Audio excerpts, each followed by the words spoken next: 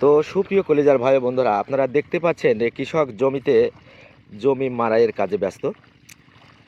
তো দেখেন কত পরিশ্রম, এই পরিশ্রম করেই কিন্তু ফসল উৎপাদন করতে হয়।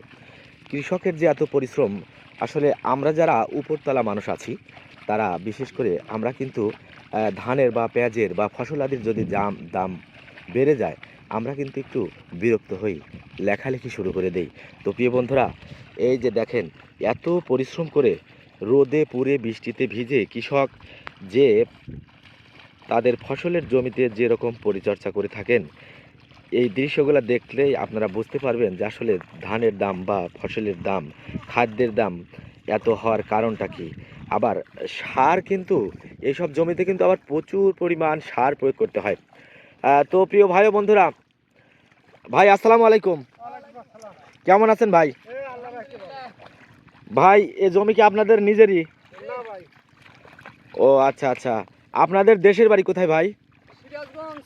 ও উল্লাপুরা থানা, সিরাজগঞ্জ থেকে আসছেন।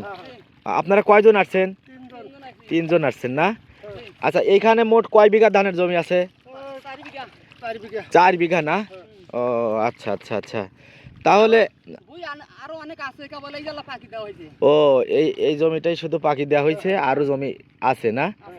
ও, তাহলে আপনারা এত পরিশ্রম করছেন ভাই, এ তো প্রচুর কষ্টের কাজ। তারপরেও আবার সেই সিরাজগঞ্জ থেকে আসছেন। তো প্রিয় বন্ধুরা, আপনারা দেখতেই পাচ্ছেন দুই কৃষক ভাই জমিতে মাড়াই করছেন। দেখেন কত পরিশ্রম।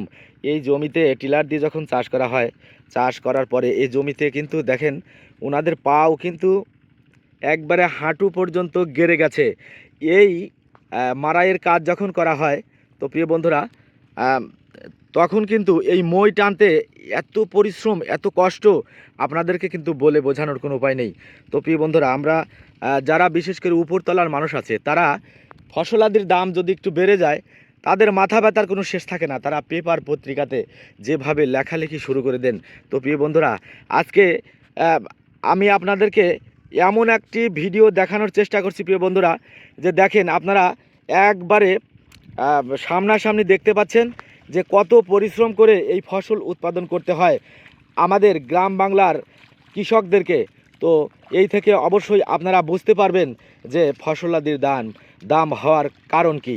তো আসলে এই সব জমিতে ফসলাদি ফলানোর জন্য এরা কিন্তু অক্লান্ত পরিশ্রম করে যাচ্ছেন।